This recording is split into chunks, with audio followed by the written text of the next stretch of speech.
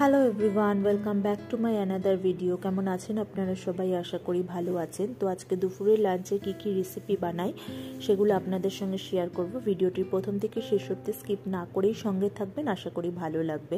প্রথমে রেসিপি হচ্ছে একটু মাছের ঝাল বানাবো আদা রসুন পেঁয়াজ দিয়ে। তো সেখানে আদা রসুন পেঁয়াজটা একটু গ্রেট করে নিয়েছি, পেস্ট করিনি, একটু গ্রেট করে নিয়েছি।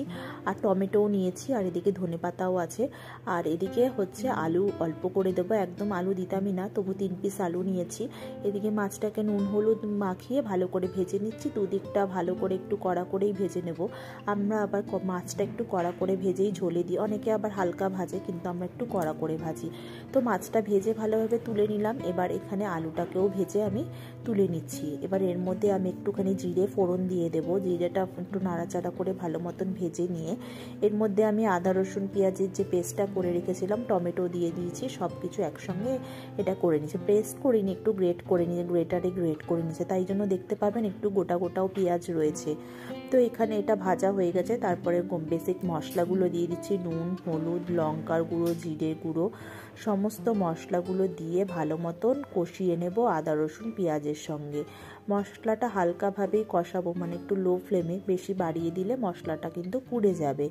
তো এইটা ভালো মতন কষিয়ে নিচ্ছি। এবার একটুখানি সামান্য পরিমাণে জল দিয়ে দিলাম যাতে মশলাটা লেগে না যায়। তো মশলাটা ভালো মতন কষানো হয়ে গেছে আর কালারটাও চেঞ্জ হয়ে গেছে। তো এবার এখানে আমি পরিমাণ মতো জল দিয়ে দিলাম। পরিমাণ মতো জল দিয়ে এটাকে ঢেকে দেব। জলটা ফুটে গেলে তারপরে এর মধ্যে আমি মাছগুলো আর আলুগুলোকে দিয়ে দেব। দিয়ে কিছুক্ষণ 10 মিনিট মতো হতে দেব, 10-15 মিনিট মতো, তাহলেই একদম মাছের ঝাল রেসিপিটা একদম রেডি হয়ে যাবে।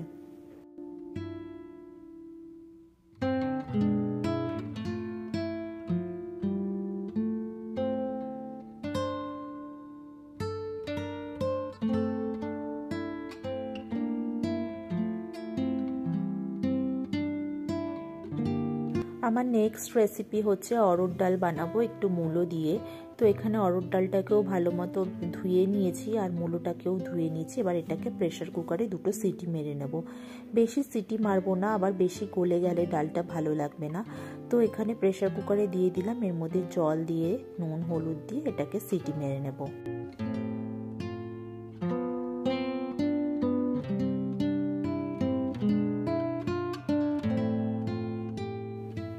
এখানে প্রেশার কুকারে এই ডালটা ফোড়ন দিয়ে দিচ্ছি। প্রেশার কুকারের মধ্যে একটু সর্ষের তেল দিয়ে একটু রসুন কালো জিরে আর শুকনো লঙ্কা ফোড়ন দিয়ে দিলাম। ফোড়নটা ভালো মতন ভাজা হয়ে গেলে রসুনের ফ্লেভারের গন্ধটা খুব ভালো লাগে। ডালটা দিয়ে দিলাম। ডালটা দিয়ে ফুটে গেলে তারপরে ডালটাকে আমি নামিয়ে নেব।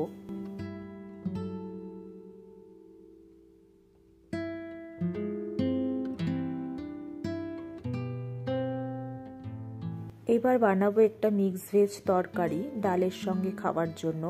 একটি বাঁধাকপি খেতে ভালো লাগে না, তো ভাবলাম বাঁধাকপি বেগুন পটল আলু বিনস এই সমস্ত সবজি দিয়ে একটা মিক্স ভেজ বানাই। আর এখানে কাঁচা লঙ্কা নিয়েছি, কাঁচা লঙ্কা দেবো, কোনো রকম কালার লঙ্কা এখানে আমি ইউজ করব না। তো কড়াইতে সর্ষের তেল দিয়ে প্রথমে আলু আর পটলটাকে ভেজে নেব।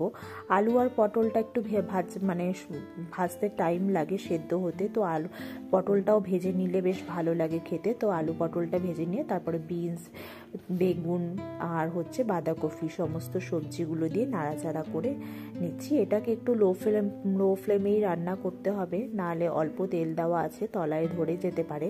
বাঁধাকপি যেহেতু দেওয়া, সেটা এখানে মশলাগুলো দিয়ে দিচ্ছি, নুন হলুদ সামান্য একটু জিরে গুঁড়ো আর একটু আদা।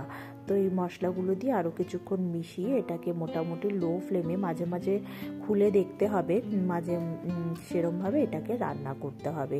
তো এটাকে এখন নাড়াচাড়া করে এটাকে আমি এখন একটু লো ফ্লেমে ঢাকা দিয়ে রেখে দেব। তো কিছুক্ষণ ঢাকা দেওয়ার পর তারপরে ঢাকাটা খুলে অনেকটাই হয়ে গেছে। এর মধ্যে আমি একটুখানি সামান্য পরিমাণে টমেটোও অ্যাড করেছি, তাহলে টক মিষ্টি ব্যাপারটা হবে।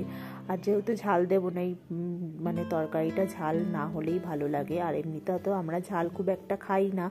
তো এটা হয়েই গেছে মোটামুটি। এবার নাড়াচাড়া করে এর মধ্যে একটুখানি সামান্য চিনি দিয়ে তারপরে তরকারিটাকে আর একটু গরম মশলা দিয়ে দেবো, দিয়ে নাড়াচাড়া করে তরকারিটা একদম নামিয়ে নেব।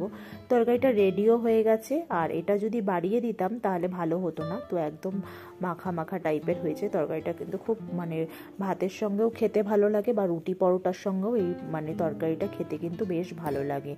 তো এই হচ্ছে আমার তরকারিটা একদম রেডি। আর নেক্সট হচ্ছে আমি এখানে একটুখানি করলা আর আলু ভাজা করব।